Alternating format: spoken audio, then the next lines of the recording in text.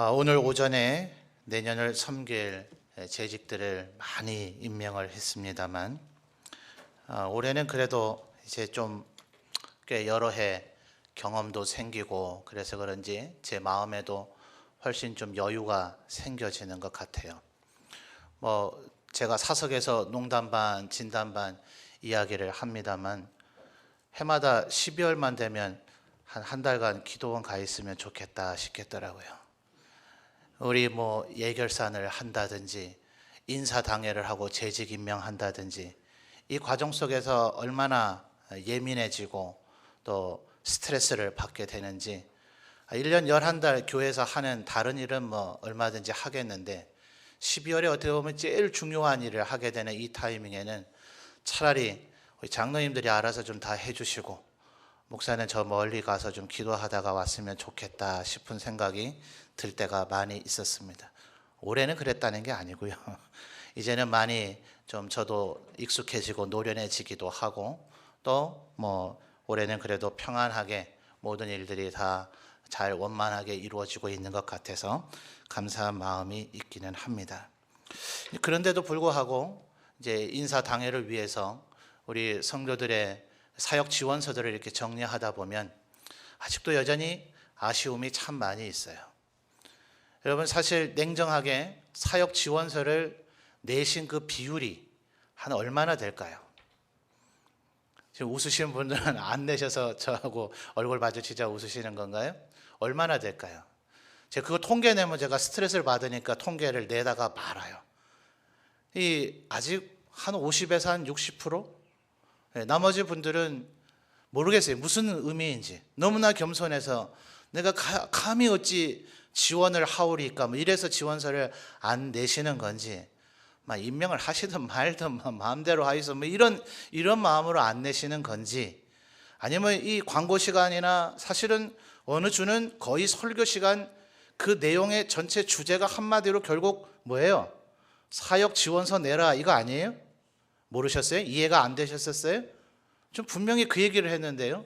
설교 내용 한 20, 30분 얘기를 했지만 결국 그걸 줄여서 한마디로 하면 여러분 사역 지원서 내서 임명받읍시다. 결국 이 얘기를 한 건데 정말 이해를 못하신 걸까? 이런 생각들이 사실은 목사로 하여금 차라리 한 달간 기도원 갔다 왔으면 좋겠다. 이런 생각을 갖게 한단 말이죠. 그래서 이 연말이 되면 우리 성도님들에게서 이러한저런 얘기들이 바람 타라 제 귀에까지 들려져요. 근데 그런 얘기들의 대부분은요.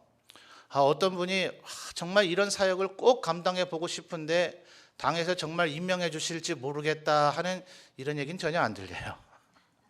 이런 얘기는 전혀 들리지 않고 내년에는 좀 이 일을 안 했으면 좋겠는데 나는 좀 빼달라고 이런 얘기들이 주로 대부분 들립니다. 왜 그럴까요, 여러분? 왜 우리들의 마음속에 그런 생각들을 갖게 되어질까요? 여러분 교회에서 하는 일이 그렇게 힘들고 어려운 일이 뭐가 있습니까? 우리 한번 오늘 솔직하게 한번 얘기를 해봅시다. 찬양대가 이 찬양을 연습하는 거 이게 뭐가 힘들어요? 계속해서 노래를 부르는 건 얼마나 즐거운 일이에요. 죄송하지만 노골적으로 말씀드려볼까요? 조용필이라고 하는 가수가 제가 했던 말을 잊을 수가 없는데요. 제가 직접 그분의 말을 들은 건 아니고 제가 고등학생 때 성가대를 지휘하셨던 장로님이 늘 우리에게 하셨던 말이라서 제가 외워요. 그분은 이야기하시기를 여러분이 이렇게 연습에 빠져가지고 되는가? 조용필이는 그 세상 노래를 부르는데도 한 곡을 5,000번 연습하지 않고서는 무대에 오르지를 않는다. 그래서 그때 제가 고등학교 때 참석했던 그 성가대는요. 전집사님 절대로 스트레스 받지 마시고요. 할렐루야 찬양대도 절대로 다음 주부터 그렇게 시도하려고 해서 괜히 스트레스 받지는 마십시오. 늘 악보를 안 보고 불렀어요. 가사와 멜로디를 다 외우지 않으면 어떻게 하나님 앞에 찬양하고자 하느냐 그게 그 장로님의 지론이셨어요. 그분은 여러분 잘 아는 동요들을 수백 곡을 작곡하신 분입니다. 초록빛 바닷물에 두 손을 담그면 이런 노래 기억나십니까? 그런 거 전부 다 작곡을 하셨던 장로님이셨어요. 이분이 얼마나 은혜가 충만한지 지휘를 하다가 눈물을 흘리세요. 얼굴이 그냥 단순히 눈물이 흐르는 게 아니라 당장 무슨 방금 전에 무슨 자기 가족이라도 사별이라도 한 것 마냥 얼굴이 막 너무나 그 무슨 감정인지는 정확히는 모르겠지만 그 애통하는 심령이랄지 그 흐느끼는 그 눈물이 그냥 사실 이 눈물이 흐르는 거는 앞줄에 소프라노 알토는 보일런지 몰라도 저 같은 뒤에 테너 베이스가 서 있는 위치에서는 잘 안 보일 수도 있잖아요. 근데 그분의 그 얼굴에 그 일그러진 그 표정이 지금 이분이 눈물을 흘리고 있다는 걸 충분히 느낄 수 있기 때문에 찬양을 부르던 저희 대원들도 같이 막 왜 그런지는 모르고 그분은 분명히 은혜 때문에 눈물을 흘릴 건데 우리는 그분 표정 보고 그냥 덩달아서 눈물을 흘리며 찬양을 하기도 했던 그런 기억이 납니다. 뭐 저도 여러분보다 여러분 못지않게 저도 찬양대 연습을 꽤나 많이 했던 사람이기 때문에 감히 이렇게 말씀을 드리는 거예요. 그 노래를 연습하는 그것이 솔직히 뭐가 힘들어요? 그게 진짜 힘든 건 아니라는 걸 얘기하는 거예요. 진짜 힘든 건 결국 사람들과의 관계죠. 여러분 이게 좀 설교를 준비하는 거 어떤 장로님 그러셨다 그래요. 목사들이 설교를 그렇게 못하느냐. 그래가지고 그 담임 목사님이 한번 일부러 그러셨나 봐요. 기도원 가면서 그분에게 새벽 예배 설교를 하라 그랬대요. 다녀오니까 장로님이 목사님을 대하는 태도가 달라지더래요. 아, 설교가 이렇게 어려운 건지를 몰랐다고. 목사님 정말 설교 잘하시는 거라고 이렇게 막 그 뒤로 엄청나게 떠받들었다는 얘기가 있는데 여러분 이 설교하는 게 이게 뭐가 어렵겠어요? 20분 얘기하는 게 그게 뭐가 그렇게 어려워요? 그걸 준비하는 게 실제로 목사가 되겠다고 신학교를 가겠다고 말한 사람들은 최소한 30분, 1시간, 2시간, 3시간을 얼마든지 얘기거리를 이야기할 수 있을 만한 소질과 은사와 자신이 있길래 신학교를 가지 않았겠어요? 이거 사실 이게 어려운 게 아니에요. 사람과 이 인간 관계가 어렵더란 말이에요. 여러분 이 주보 만드는 게 뭐 어려워요? 가끔 오타가 나긴 나지만 이거 뭐 만들면 되는 거지 이게 뭐가 그렇게 어려워요? 여러분 시상을 하기 위해서 누구에게 상을 줘야 될 것인가 기준을 세우고 그것을 분석하고 데이터 정리해서 이분이 상 받을 만한 분이다 데이터 정리하는 게 뭐가 어려워요? 가서 시상품을 돈 주고 구입해다가 여기서 지금 어느 분 나오십시오 상 받으셔야 됩니다 하는 것을 불러서 전달하는 그 과정이 뭐가 어려워요? 이런 거 일종의 행정이라 그러죠. 교회 사역도 교회 신앙과 예배 인도하는데 모든 것들이 교회에서 하는 일이라고 하는 일 자체는 사실은 여러분이 실제로 이 세상의 삶을 살아가면서 느끼고 겪고 당하고 있는 일들에 비하면 정말 간단하고 쉽고 아무것도 아닌 일들을 사실은 우리가 교회 안에서 하고 있는 거예요. 결국 연말이 되어지면 우리 성도들이 내년에는 쉬고 싶다, 어렵다, 힘들다, 못하겠다 이런 얘기가 나오는 이유가 다 뭐냐 하면 제가 볼 땐 90% 이상이 전부 다 인간관계에서 오는 갈등과 상처 때문에 그래요. 왜 그래요? 연습을 하다가 뭐 서로 마음이 안 맞아서 막 싸우게 되는 거죠. 일을 하다가 서로 마음이 안 맞아서 기분이 상하게 되는 거죠. 또 뭐 주일학교 선생님들, 구역장님들, 전도회 임원들, 전도회 회원들 좀 잘 따라와 달라고 하는데 안 따라오잖아요. 뭐 아예 대놓고 그런데요. 다른 교회에서는요. 넌 전에 내가 회장할 때 안 도와줬으니까 나도 안 도와줘. 이거를 은근히 표를 내는 게 아니라 아예 대놓고 말까지도 한대요. 그러니 뭐 임원 다시는 하고 싶겠어요, 그죠? 네 열심히 네가 주방에서 밥을 만들어 나는 안 해. 분명히 지금 올 수 있는데 안 온다는 걸 나중에 알았을 때, 못 오는 게 아니라 안 온다는 걸 알았을 때 그 다음 차례가 되면 구역에서 밥 만들고 싶겠냐고요. 이 서로 간의 이 인간관계의 이 문제들이 결국은 사람의 마음을 힘들게 하고 아프게 해서 하나님의 일을 못하겠다, 하기 싫다 이런 마음들을 갖게 하더라 하는 거예요. 여러분 한번 따라합시다. 기준이 잘못돼서 그래요. 뭐라고요? 끝에는 왜 안 따라해요? 다시 이어서 따라합시다. 기준이 잘못돼서 그래요. 여러분 올해 오늘 이 저녁에 뭐 보니까 이 저녁에 예배드리러 나온 분들은 아마 오전에 재직에 임명되신 분들이 거의 다인 것 같아요. 일부 여기 중고등학생들이 보이긴 하지만요. 그러니까 우리만 오늘 이 저녁에 이 말씀에 다시 한번 우리가 좀 제대로 말씀을 이해하고 우리 마음을 제대로 고쳐 먹으면 교회 안에 이러한 악순환은 더 이상 없어질 것 같아요. 뭐가 문제라고요? 기준이 잘못돼서 그렇다고요. 뭔 기준이요? 모든 사람이 내 뜻대로 움직여 줄 것이다. 모든 사람이 내가 하는 설교에 감동받고 회개하고 새로운 피조물이 되고 성숙한 그리스도인이 될 것이다. 꿈 깨란 말이죠. 기준이 잘못돼서 그래요. 여러분, 주일학교 교사로서 누군가를 한 10명을 맡아서 섬기고 있다면 내가 하나님 앞에 열심히 기도해서 이 아이들을 돌보고 섬기고 가르치고 하면 이 아이들이 아주 의로운 하나님의 백성이 되겠거니, 물론 되기를 기대해야죠. 될 것이라고 믿고 소망을 가지고 해야 되지요. 그런데 냉정하게 말씀드리지만 100% 10명 다가 그렇게 될 일은 절대로 일어나지 않는다는 거예요. 근데 그 절대로 안 될 일을 가지고선 될 것이라고 믿고 자고 거기에 달려들어서 온갖 노력을 다하고 나서 그것이 안 되니 그 다음에는 내가 문제인가?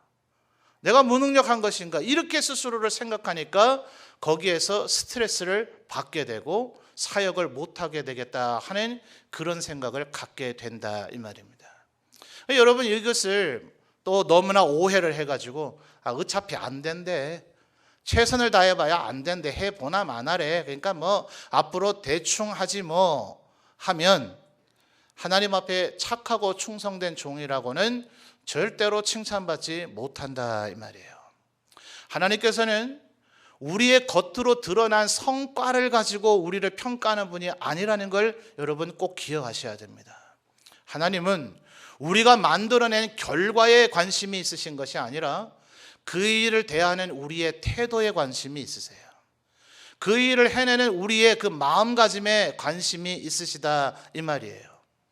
안 되는 줄 알면서도 그 일을 하는 그것이 바로 우리 그리스도인들이 해야 되는 일이에요. 그래서 기독교 철학자는 그리스도인들은 안 될 것이라는 걸 너무나 명백히 알고 있는데도 불구하고 그것이 될 것이라는 일말의 희망과 믿음을 가지고 그 일이 될 때까지 끊임없이 시도하는, 말이 안 되는 일을 하는 사람이다. 이래서 그 기독교를 일명 역설의 종교다라고 이렇게까지 표현을 했습니다.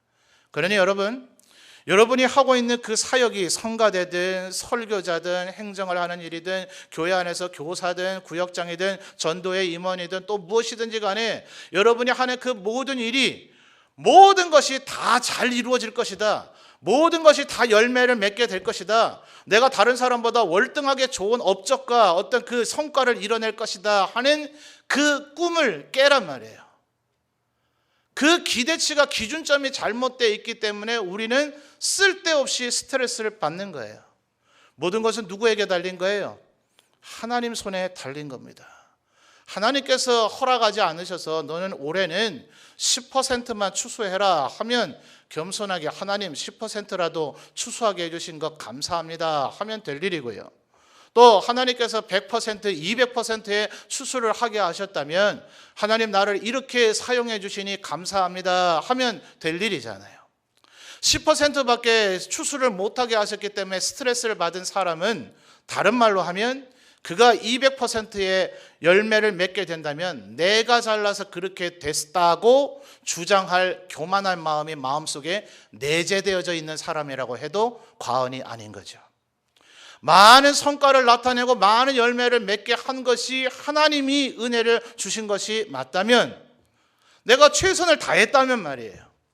여러분 스스로가 정말 나는 최선을 다하지 않았고 건성건성하게 했고 부지런하지 않았고 게으르게 했다는 것이 스스로 명백하게 깨달아진다면 회개하면 될 일이죠.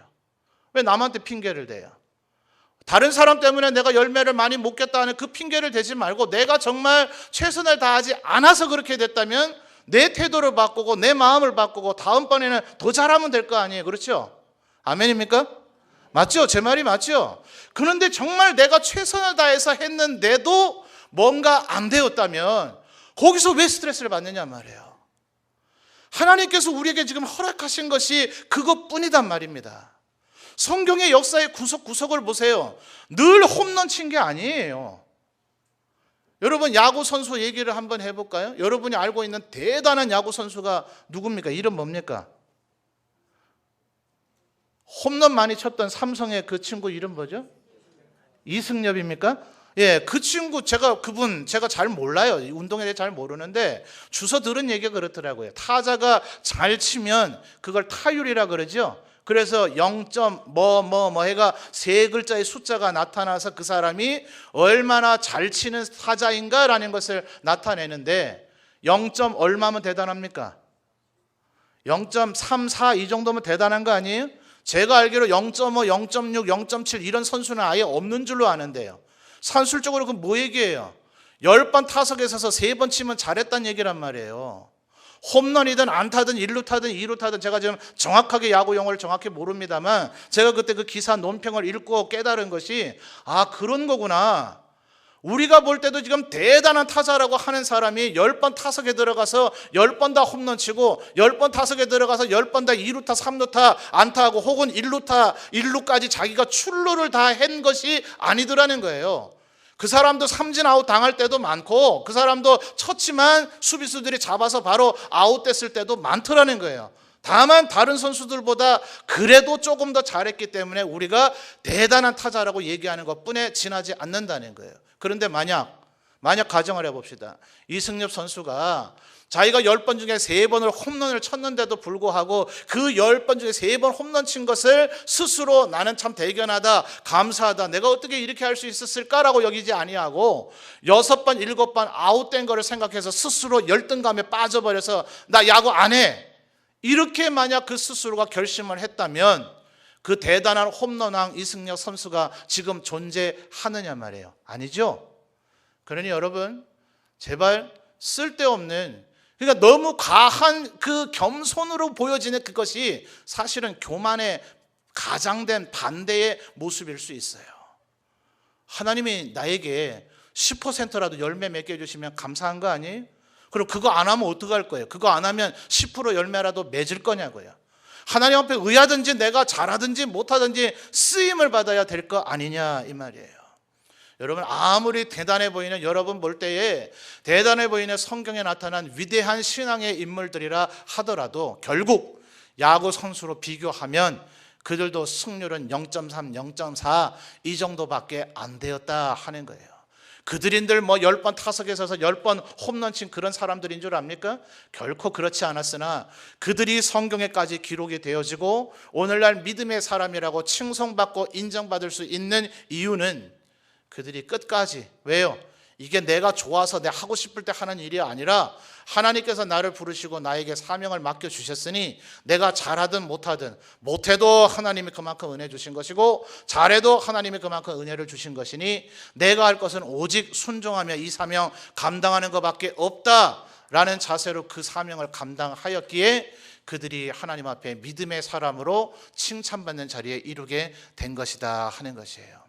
그러니 사랑하는 성도 여러분, 여러분들도 하나님께서 여러분에게 끝까지 기대하고 계시거든 그 기대를 기억하며 주님이 우리에게 맡겨주신 사명을 잘 감당하는 우리 모든 성도들이 되시기를 주님의 이름으로 축원합니다. 그러니 여러분 오늘 우리가 읽은 이 말씀을 보십시오. 저는 이 말씀을 유년 시절부터 많이 봤지만 이 말씀의 진정한 의미를 깨닫게 된 것은 교역자가 되고 난 이후였어요.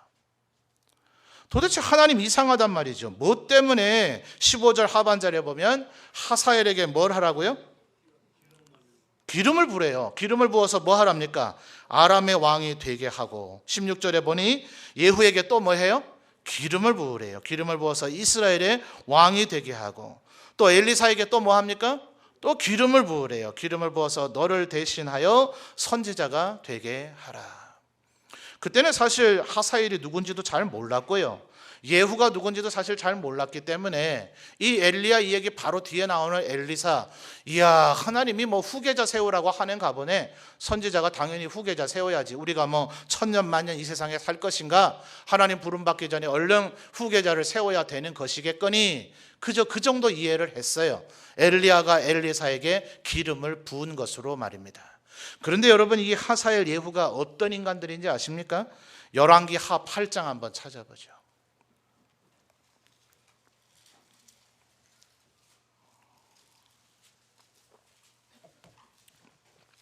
열왕기하 8장 11절 12절의 말씀입니다.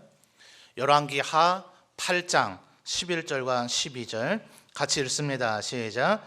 하나님의 사람이 그가 부끄러워하기까지 그의 얼굴을 쏘아보다가 우니 하사엘이 이르되 내 주여 어찌하여 우시나이까 하는지라. 대답하되 내가 이스라엘 자손에게 행할 모든 악을 내가 알미라.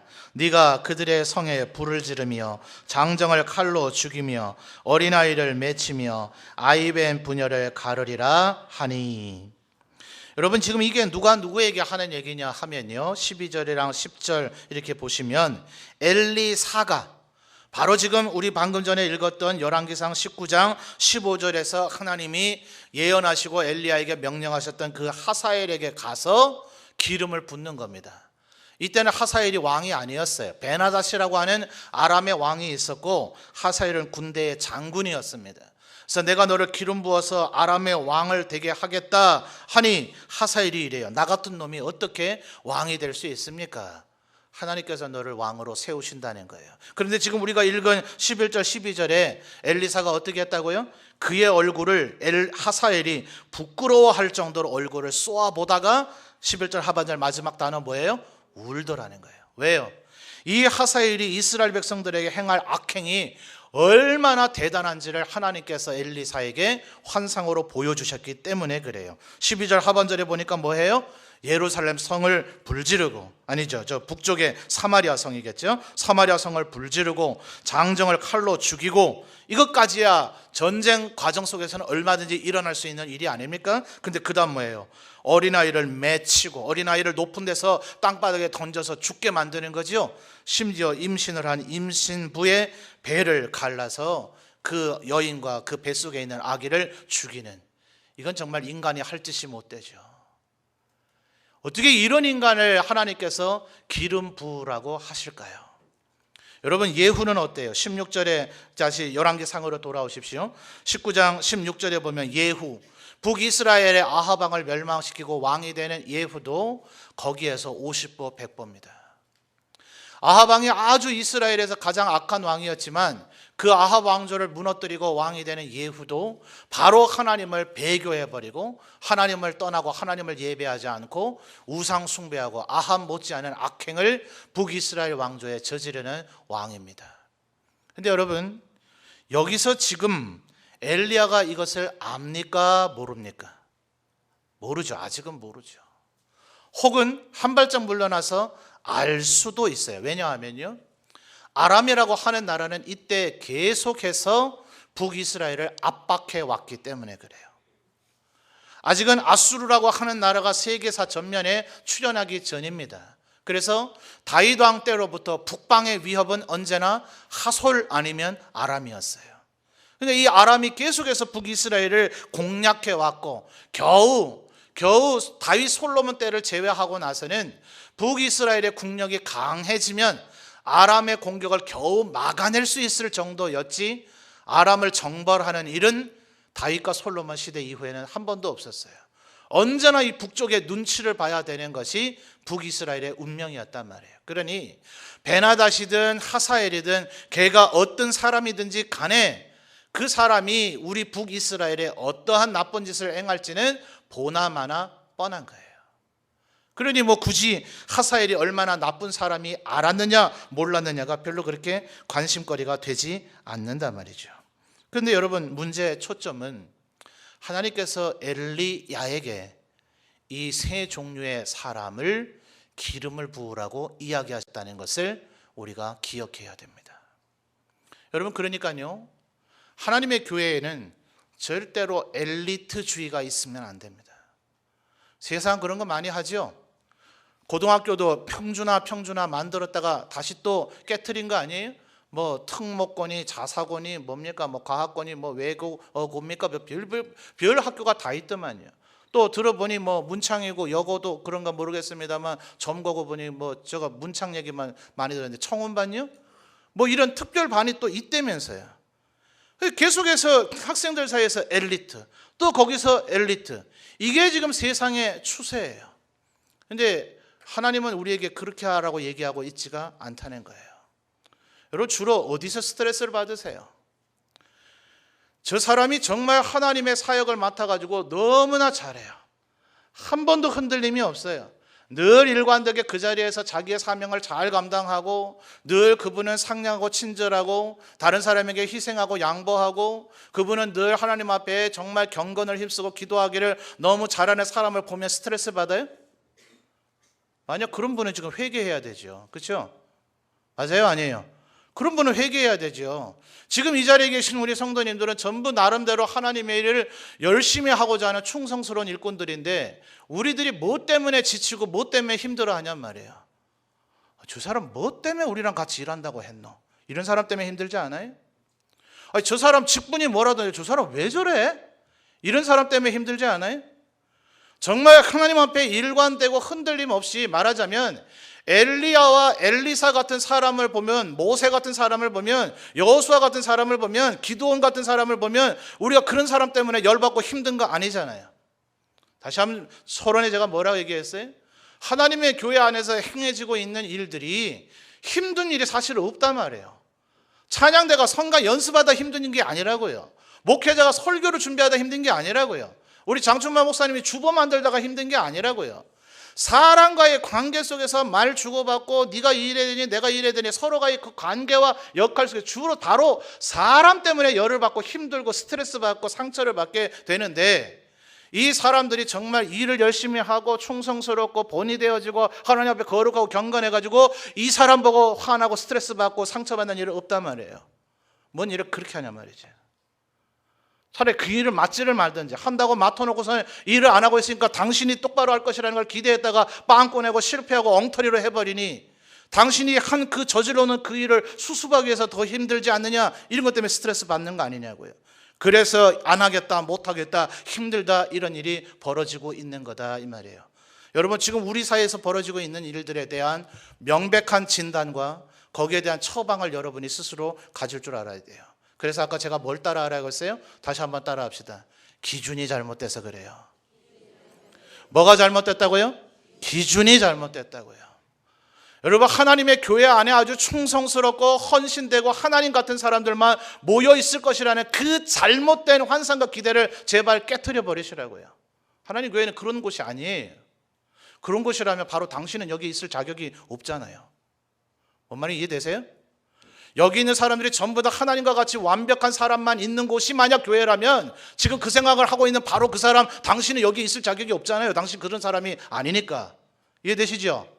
내가 그런 사람이 아닌데 왜 나 말고 다른 사람들은 전부 다 완벽한 하나님 같은 그런 사람이 이 자리에 메꾸고 있을 것이라는 그런 어리석은 헛된 망상과 같은 기대를 하고 있냐고요.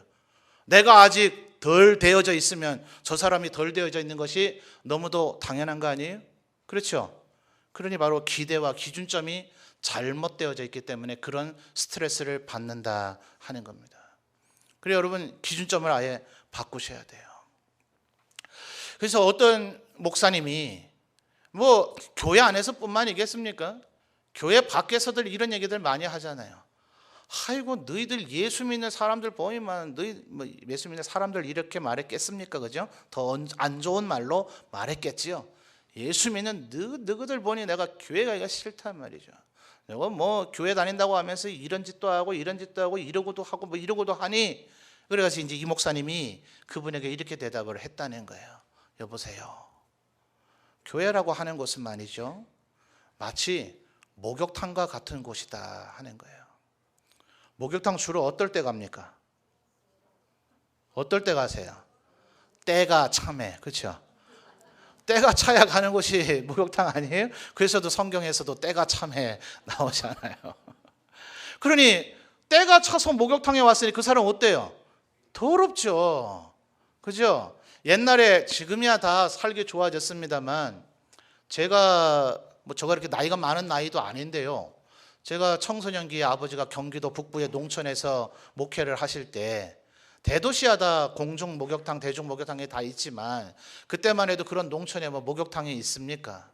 그러니 뭐 나중에 그 동네 마을에 저희 또래 남자애들 보니까 설날 전후로 부엌에다가 커다란 사람 들어가고도 충분히 남을 만한 그런 큰 고무 다라이에다가 가마솥에 물을 떼가지고선 거기에 불을 떼서, 물을 떼는 게 아니죠. 불을 떼서 물을 끓여가지고 거기다 펄펄 끓여가지고선 목욕을 시키던데, 설날 전에 말이죠. 그래도 때는 벗기고 설날을 맞이해야 된다고. 그 직전 상태를 가끔 제가 이렇게 이 목 있는 데를 이렇게 옷을 확 당겨가지고 이 가슴을 보니까 정말 거짓말 안 하고 까마귀처럼 새카맣더만요. 안 웃으시네. 다 분명히 여기 연세 드신 분들 한두 번은 경험이 있으실 텐데 시치미를 뚝 떼고 계시네요. 때가 충만하게 찬 사람은 그렇게 새카매가지고 오는 사람도 있죠. 때가 금방 부러져요? 그 까만 게 금방 씻어져요? 이 팔꿈치 여기 발목 복숭아뼈라 그럽니까? 그런 데 있는데 그 까맣고 까칠까칠해진 그것이 물에 충분히 불릴 때까지 금방 씻어집니까? 어떤 부위는 1분, 5분, 10분 안에 깨끗하게 씻어질 수 있겠죠. 비누칠 한번 해서 샤워하듯이 머리 감듯이 쭉 하고 나면 분명히 깨끗해져 있는 부분이 있지만, 어떤 부위는 너무나 때를 묵혀서 쌓아놓은 관계로 3시간 목욕을 했는데도 불구하고, 혹시 여기 남자분들 어릴 때 어머니에게 목욕탕 갔다 오고 나서 두드려 맞은 적 없습니까? 비싼 돈 주고 목욕탕 보내놨더니 때는 안 빌고고 때만 불켜가지고 왔구만. 저만 그랬나 보죠? 씻어서 깨끗하게 되는 분도 있는가 하면 너무나 죄의 뿌리가 깊숙이까지 박혀 있었기 때문에 지금 교회를 5년 다녔지만 여전히 죄악된 습성이 남아있는 사람이 있는 것이 교회란 말이에요. 10년 다녔지만 여전히 아직 덜 성숙된 모습이 나타나는 것이 있는, 그런 사람이 있는 것이 교회란 말이에요. 그러나 여러분의 머릿속에 올 한 해 힘들게 했던 수많은 사건들, 어떤 일들, 여러분에게 마음 아프게 했던 그런 모든 것들이 지금 머릿속에 떠오르신다면 한번 또 따라 하시죠. 지극히 정상입니다. 그런 일이 일어나는 것이 지극히 정상이에요. 하나님은요, 그 지극히 정상적으로 일어나는 그 일들을 우리가 어떻게 다뤄내는가를 보세요. 교회는 위기가 일어나지 않는 공동체가 아니라, 요즘 우리 사회에서 자주 회자되어지는 표현으로 하면 위기 관리를 얼마나 잘할 줄 아느냐가 그 교회의 건강의 척도입니다. 위기가 일어나지 않는 교회라는 곳은 없어요. 그런데 위기를 못 견뎌내는 사람들의 공통된 특징이 뭔지 압니까? 와, 큰일 났다, 큰일 났다. 요거만 할 줄 알지 아무것도 할 줄은 몰라요. 와, 큰일 났다, 큰일 났다. 이렇게 하면 위기가 극복이 됩니까, 안 됩니까? 불난 집에 부채질하는 것도 아니고 위기를 더 증폭시키는 일밖에 안 되는 거죠. 위기를 얼마나 관리할 줄 아느냐가, 그것을 얼마나 극복하고 통제하고 다스려 나갈 줄 아느냐가 지도자의 덕목이어야 된다 하는 거예요. 그러니 여러분, 그 일을 행하는 과정 가운데에서 힘듦이 있어요, 없어요? 있어요, 여러분. 여러분, 아까 상 받으신 분들 부러워요, 안 부러워요? 혹시 못 받은 분들 제가 죄송하지만 약 좀 올려볼까요? 왜 못 받으세요? 쉽지 않은 일이니까 못 받잖아요. 그렇죠? 쉽지 않은 일이기 때문에 한 분들에게 상을 드리잖아요. 그러니 여러분, 하나님께서 우리에게 뭘 주시겠다고 했어요? 상 주시겠다 하셨잖아요. 천국에 들어오면 너희들 국물도 없을 것이라고 얘기하지 않으시고 우리에게 상을 주시겠다고 얘기하셨잖아요. 그런데 왜 그 상 받을 일이 쉬울 것이라고 오해하시냐고요. 하나님께서 우리에게 그 상을 주시겠다고 얘기하셨다면, 분명히 우리 가운데 누군가 그 상을 받을 것이라면, 그래서 우리에게 가여르고 악한 종이라고 해서 쫓김을 당하는 자가 되지 말고 착하고 충성된 종이라고 칭찬받는 자가 되기를 바란다고 우리에게 하나님이 얘기하셨다면 그 일이 왜 쉬울 것이라고 여기냐고요. 오늘날 우리가 겪고 있고 경험하고 있고 지금 느끼고 있는 그 정도의 어려움은, 다시 한번 따라할까요? 지극히 당연하다. 그러니 이 지극히 당연한 것을 디디고 이뤄내시고 일어나고 극복하시는 우리 성도들이 되시기를 바랍니다. 여러분, 어떤 분들을 보면요, 겨우 이 정도 어려움에, 아니 겨우 이 정도 어려움에 이게 그렇게 큰 거였어요? 겨우 그 정도 어려움에 그렇게 주저앉고 포기하고 못하겠다, 안 하겠다. 제가 너무나 안타까운 거죠. 그러면 하나님께서 그 사람에게 주실 상은 그 정도로 못 견뎌냈으면 큰 상을 주실까요? 작은 상을 주실까요? 상식적으로 너무나 뻔한 일이 아닙니까? 작은 일에 충성된 자는 큰 일을 하나님께서 맡기리라. 여러분, 큰 일을 맡게 되는 우리 모든 성도들이 되시기를 주님의 이름으로 축원합니다. 그러니 여러분, 우리는요, 야가 지금 하사엘인가 예훈가 엘리사인가 분별해 내려고 할 필요가 없어요. 여러분, 예수님께서 12명의 사도 가운데 가룟 유다가 자기를 팔 자라는 것을 아세요, 모르세요? 언제 아세요? 마지막 날 최후의 만찬을 하기 직전에 성부 하나님께서 예수야, 네가 사실은 몰랐겠지만 저놈이 바로 널 팔 놈이다, 그렇게 알려주셨어요? 아니요. 요한복음이 얘기하고 있는 것은 예수님은 하나님과 근본 본체이시기 때문에 그는 이 세상 사람 모두에 대해서 알고 계시더라. 이 사람이 어떠한 사람인가 누가 가서 예수님에게 설명시켜 드려야 할 필요가 전혀 없으신 분이었다라는 논지를 전개해주고 있는 게 요한복음입니다. 그러면 그 요한복음의 이해대로 하면 예수님이 가룟 유다가 애초부터 그럴 놈이라는 걸 알아요, 몰라요? 알아요. 아시는데도 불구하고 그를 사도로 세우시는 것이 하나님의 뜻이기 때문에 그는 그 일을 한단 말이에요. 그러니 여러분, 우리 가운데 조금 이해 안 되는 일들이 벌어져도 그런 거예요. 그 일 가운데서 문제는 우리가 어떤 일을 행하느냐를 하나님이 보신단 말이에요. 여러분, 얼마 전에 아마 우리 고등학생들 대학 수능이라 그럽니까? 수능을 쳤겠고, 또 이제 중학생들이 머지않아 며칠 후면 이제 시험을 치겠습니다만, 만약 요번에 뭐 고3은 이미 시험을 쳤으니까 건너뛰고요. 혜정아, 그지? 요번에 중3 너희들이 시험을 쳤는데 우리 점천제일교회 학생들만 모두 다 올백을 맞았다면 일이 어떻게 되겠니? 이런 일이 일어날까요? 아멘 좀 해보세요. 일어나면 또 안 될 일은 뭡니까? 저 학생 하면 간절히 아멘 하잖아요. 만약 이런 일이 일어났다면 그때에는 점천제일교회는 도대체 학생들에게 성경을 가르친 건 안 가르치고 무슨 특별교육을 시켰는 걸까라고 언론이 우리 교회로 몰려들까요? 천만의 말씀요. 어떤 놈이 문제냈어 하면서 문제낸 사람을 조질 겁니다. 왜요? 변별력이 없도록 문제를 낸 거죠. 모두 다 아무나 올백을, 미안해, 너희가 아무다라는 건 아니야. 그러나 우리 지금 중3이 혜정아 몇 명쯤 되지? 10명밖에 안 돼? 집사님 10명밖에 안 돼요? 10명보다 넘죠? 강도사님 중3이 몇 명이죠? 예? 20명 넘죠? 혜정아 20명 넘는데 너 10명하고만 친하구나. 20명 넘는 이 아이가 다 올백을 맞았다는 것은 이 20명이 정말 열심히 한 게 아니라 시험 출제에 문제가 있는 거죠.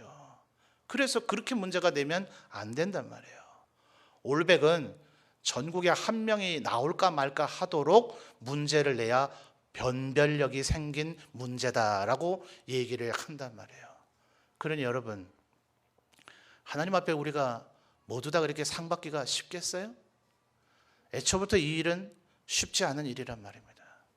우리 모두 다가 그렇게 밥 먹듯이 그냥 아무 생각 없이, 아무 느낌 없이, 아무 준비 없이, 아무 기도 없이, 아무 고통이나 애통 없이 우리 모두 다가 연말이 되면 하나님 올 한 해에도 나에게 부어주신 은혜가 차고 넘칩니다. 우리 모두 다가 그렇게 말할 수 있는 환경 속에서 우리가 일을 하고 있다면 우리한테 도대체 왜 상을 또 줘야 되냐고요. 그건 누구나 할 수 있는 일인데, 여러분, 우리가 하나님 앞에 상급이 약속되어 있다는 것 자체가 우리가 할 수 있는 이 일이 결코 만만하고 쉬운 일이 아니라는 것을 이야기해주고 있는 것입니다. 그러니 못할 일이니까 포기해야죠? 아니요. 하나님은 뭐라고 얘기하셨습니까? 너희들이 감당할 수 있으니 너희에게 그 일을 맡겼다고 하셨어요. 네 힘으로 그 일을 하는 것이 아니라 네가 그 일을 할 수 있도록 너에게 은혜를 베풀어 주시겠다고 하나님 얘기하셨어요. 그러니 바울 사도가 끊임없이 하고 있는 고백이 뭡니까? 내 힘으로 한 것이 아니라 하나님이 내게 주신 은혜로. 다만 나는 뭐예요? 따라할까요? 다만 나는 최선을 다해서 요것만 하면 되는 겁니다. 여러분 기억하십시다. 우리 사랑하는 점천제일교회의 모든 일꾼들이 지금까지도 그렇게 해오셨지만 흔들림 없이, 요동침 없이 내년에도 최선을 다하시는 여러분 되시기를 바랍니다. 최선을 다해도 우리가 하는 10가지 일이 다 열매 맺지는 않습니다. 그 가운데 3가지, 4가지 열매 맺게 해주셨거들랑 하나님의 은혜가 큽니다. 주님께 감사하며 영광 돌릴 수 있는 여러분 되시기를 바랍니다. 여러분 일하다가 사람 때문에 스트레스 받고 상처를 받기 때문에 그런 일을 뼈저리게 느끼는 사람일수록 어떤 느낌을 가질까요? 외롭습니다. 아무도 나를 지지 안 해주는 것 같아요. 내 동역자는 없는 것 같아요. 내 마음을 알아주는 사람은 없는 것 같아요. 반면 웬 대적자, 심판자, 비판자들은 이렇게 많은지요. 누가 그것을 제일 뼈저리게 느꼈을까요? 엘리야가요. 그래서 엘리야가 뭐라 그러죠? 하나님 차라리 나를 죽이십시오. 말하자면 예전 우리 직전 어떤 그 전직 대통령이 하셨던 것처럼 못 해먹겠습니다. 이거 아닙니까? 지금 엘리야가 지금 그렇게 하나님 앞에 얘기하고 있는 거예요. 왜요? 외로우니까요. 자기를 대적하고 핍박하고 공격하는 사람은 많지만 엘리야 선지자님, 당신 정말 제대로 하고 있는 겁니다. 잘하고 있는 겁니다. 당신만한 선지자가 어디 있습니까? 라고 말해주는 사람은 단 한 명도 없기 때문에요. 그래서 엘리야가 이렇게 힘들어했죠. 근데 여러분, 이렇게 힘들다고 여겨질 때 잊지 마십시오. 여러분은 혼자가 아니라 하나님께서 감추어 놓은 7,000명이 있다는 사실을요. 여러분, 오늘 우리가 읽은 18절에서 뭐라 그럽니까? 18절 다시 한번 같이 읽어볼까요? 그러나 내가 이스라엘 가운데 7,000명을 남기리니 다 바알에게 무릎을 꿇지 아니하고 다 바알에게 입맞추지 아니한 자니라. 무릎 꿇지 않는다는 게 뭐예요? 굴복해! 이런 뭐 해야 돼요? 무릎 꿇어야 되죠. 목에 칼이 들어와도 죽어도 굴복하지 않는 사람이 엘리야 너만 있는 게 아니라 너 못지않게 하나님 앞에 충성을 다하고 헌신하고 있는 사람이 눈 크게 뜨고 좀 봐 있단 말이야 라고 하나님께서 얘기하고 계시는 거예요. 바알에게 입맞추지 않는 게 뭐예요? 입맞추면 뭡니까? 회유죠. 회유. 너 내 말 들으면 잘해줄게. 이런 것에 헷가닥 넘어갔던 사람들이 얼마나 많아요. 1919년 3월 1일에 만세운동을 일으킬 때 33명의 민족 지도자가 우리나라가 독립되기를 원한다고 독립선언문을 낭독하고 만세운동을 전개했지만 1945년 결국 광복이 되었을 때 그들이 여전히 민족을 위해서 독립투사로 싸우고 있던 사람들은 불과 얼마 되지 않았다는 거예요. 그 수십 년의 세월 동안 수많은 사람이 변절했어요. 회유에 넘어갔어요. 해방이 되고 나자 그를 취조하는 경찰관들인가 뭐 하여튼 수사기관에 있는 사람이 물었다지 않아요? 한때 민족의 지도자였던 당신이 어떻게 이렇게 변절하실 수가 있었습니까? 일본이 우리나라를 겨우 36년만 지배하고 패망하리라고는 기대하지 못했네. 그들이 얼마나 강성한지 그들의 지배가 수백 수천 년 이어질 줄 알았네. 포기할 수밖에 없었다네. 또 일본이 얼마나 풍요로운 것을 그들에게 약속했습니까? 일본에 협력만 한다면 귀족의 자기를 주겠다, 땅을 주겠다, 권세를 주겠다, 떵떵거리며 살 수 있도록 해주겠다는 그 회유에 다들 넘어간 거죠. 그런데 바알에게 입맞추지 아니한 자들이, 굴복하지도 아니하고 협력하거나 회유되지도 아니한 자들이 엘리야가 자기만 있는 줄 알았지만 7,000명이나 있더라 하는 거예요. 그러니 여러분, 눈에 보이지 않아도 귀에 들리지 않아도 흔들리지 마십시오. 여러분처럼 하나님 앞에 영광 돌리기를 원하는 사람이 우리만 있는 것은 아니라는 것을요. 그리고 우리가 어떠한 상황에서든지 하나님의 사명을 우리가 어떻게 감당하느냐를 하나님께서 보고 계신다 하는 거예요.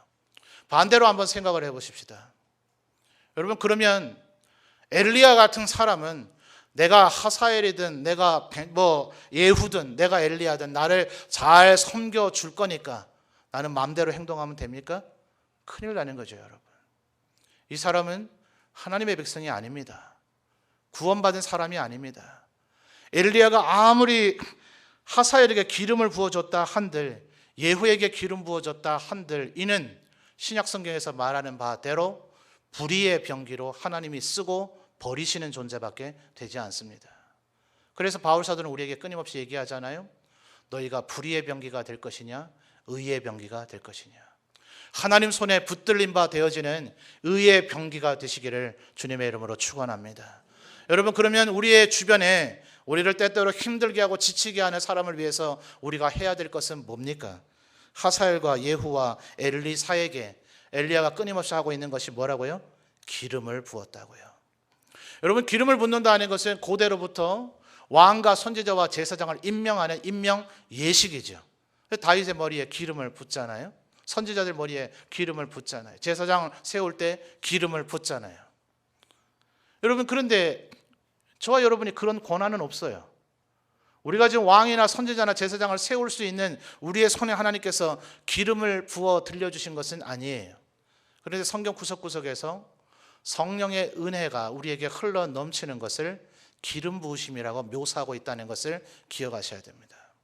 어쩌면 여러분은 먼 훗날 엘리사가 봤을 때 하사엘은 이런 놈이구나, 예후는 이런 놈이었구나, 엘리야는 모르는 가운데 했다 하지만 우리들 눈에는 저 사람은 아무래도 하사엘 과인 것 같아, 저 사람은 아무래도 예후 과인 것 같아, 아무리 봐도 저 사람은 엘리사 과가 아닌 것 같아 판단되어지고 그렇게 생각되어지는 존재들이 있을런지 모릅니다.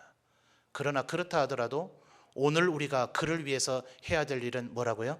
기름을 부어야 됩니다. 그 사람을 위해서 기도해 줘야 됩니다. 여러분, 누군가가 열심을 다해 충성스럽게 헌신되게 하나님의 사역을 잘 감당하고 있거들랑 그것은 아멘 할렐루야 감사할 일이죠. 그런데 왜 저분은 아직도 저렇게밖에 사명을 감당하지 못할까? 왜 하나님의 부르심에 저렇게 응답하지 못할까? 맡겨주신 일에 왜 저리 충성되지 못할까? 왜 다른 사람들과 협력을 저렇게 하지 못하고 늘 불협화음을 만들어낼까? 그렇게 보여지는 사람이 있거들랑 그에게 더 기름을 부으시는 여러분 되시기를 바랍니다. 그를 위해서 기도하고 하나님께서 그의 마음을 어루만져 주시기를 위해서 기도할 때 그가 아직 하사엘인지 예후인지 엘리사인지는 우리는 결코 모르는 것입니다.